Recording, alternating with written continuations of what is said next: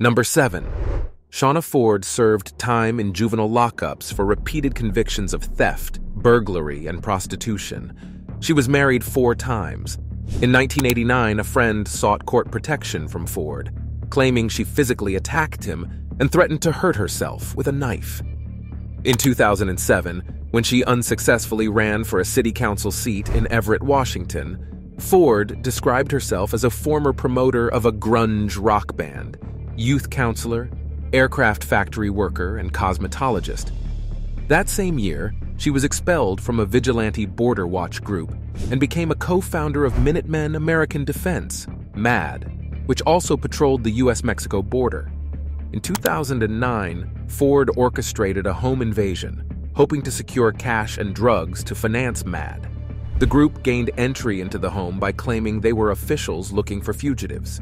When they found no drugs, the intruders took inexpensive jewelry and fatally shot Raul Flores Jr. and his daughter, 9-year-old Brisenia Ileana Flores. Gina Marie Gonzalez, their wife and mother, was shot 3 times and survived by pretending to be dead. Gonzalez called 911, armed herself, and exchanged fire with the intruders. She was later a witness at trial. On February 22, 2011, a Tucson jury found Ford guilty of 2 counts of murder and sentenced her to death. She became the 3rd woman on Arizona's death row. Number 6. Cynthia Kaufman was born on January 19, 1962, in St. Louis, Missouri. Kaufman's mother raised her after her father left the family. She also tried to give Kaufman and her siblings away. At 18, she became a mother herself, but the marriage didn't last long. She moved to Arizona, where she met neo-Nazi car thief James Marlowe shortly after he was released from jail. In 1986, the two got married and went on a methamphetamine-fueled crime spree across California. Between October and November, the couple kidnapped, raped, and murdered Sandra Neary, Pamela Simmons, Corinna Novus, and Lionel Murray. Kaufman claimed Marlowe beat, brainwashed, and starved her, which prevented her from running away. However, the California jury did not buy her battered woman syndrome defense. She was convicted of 2 murders and sentenced to death in 1989. She was the first woman to receive a death sentence in California since 1977, when the death penalty was reinstated. Kaufman is currently on death row in the Central California Women's Facility and is the longest-serving woman on death row. Number 5. Judy Buenoano, also known as Judius Goodyear, Judius Morris, and the Black Widow, was born Judius Welty on April 4, 1943, in Quanah, Texas. Buenoano's father and stepmother reportedly abused her as a child. They starved her and forced her to work as their slave. When she was 14, she spent 2 months in prison for attacking her father, stepmother, and 2 stepbrothers. After her release, she went to reform school and became a nursing assistant in 1960. The following year, she gave birth to her son, Michael, who was paraplegic. As her moniker suggests, Buenoano was a serial killer who preyed on men by marrying them and poisoning them with arsenic for life insurance money. In 1984 and 1985, she was convicted of murdering her husband, James Goodyear, and her son, Michael, as well as the attempted murder of her fiancé, John Gentry. Buenoano was also responsible for the 1978 death of her boyfriend, Bobby Joe Morris. She was convicted of multiple counts of grand theft and was believed to be behind multiple acts of arson, both for insurance fraud. She was incarcerated on the Broward Correctional Institution's death row for women. On March 30, 1998, Buenoano was executed in the electric chair at the Florida State Prison. Number 4. Aileen Wuornos was born Aileen Carol Pittman on February 29, 1956, in Rochester, Michigan. Wuornos never met her father, Leo Pittman. He was a schizophrenic pedophile who committed suicide in prison in 1969. Her childhood was plagued by sexual abuse, incest, and sexual assault. She was pregnant at 14 and kicked out of her house by her sexually abusive grandfather at 15, which was when she first began to engage in prostitution to support herself.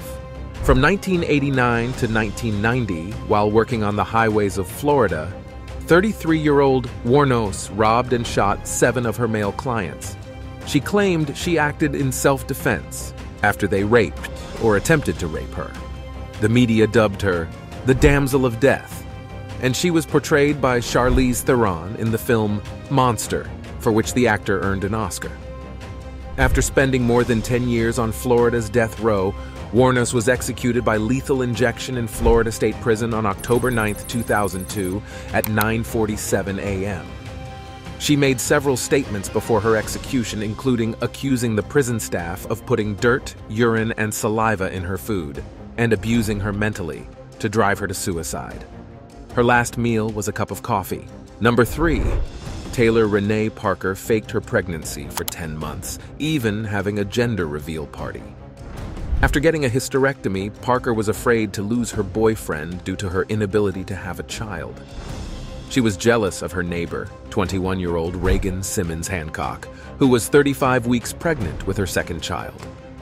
On October 9, 2020, Parker went to Simmons Hancock's home in New Boston, Texas, and cut out her unborn baby to take as her own. Parker stabbed the pregnant woman over 100 times with a scalpel and removed the baby girl from the womb while Simmons Hancock was still alive. Simmons Hancock's 3-year-old daughter was alone in the house at the time of the killing. Later that morning, Parker claimed she'd just given birth after being pulled over by a state trooper for speeding and driving erratically. The baby, Braxlyn Sage Hancock, was taken to a hospital in Oklahoma, where she was pronounced dead. On October 3, 2022, Parker was found guilty after a Texas jury rejected her insanity defense. She was sentenced to death on November 9, 2022. She was transferred within hours of her sentencing to the Christina Crane unit in Gatesville for processing, and then moved to the Mountain View unit, where all of the state's female death row inmates are housed. Parker is the 7th woman on death row in Texas and is not currently scheduled to be executed. Number 2. Antoinette Frank was a 23-year-old rookie New Orleans police officer when she terrorized the family-owned Vietnamese-American restaurant where she had sometimes worked off-duty as a security guard. On March 4, 1995, Frank, aided by her probable lover, drug dealer Rogers Lacaze, committed a violent armed robbery of the Kim On restaurant. The gun used in the crime, which Frank had reported stolen before the murders, came from the NOPD's evidence and property room. The robbery resulted in the murders of siblings Ha and Quang Vu, who ran the establishment, and fellow New Orleans police officer Ronald A. Williams II, who was also working as a security guard part-time. After the two fled the scene, Frank heard the 911 call on her portable police radio saying an officer was down. She returned to the restaurant, posing as a responding officer, intending to shoot any remaining witnesses.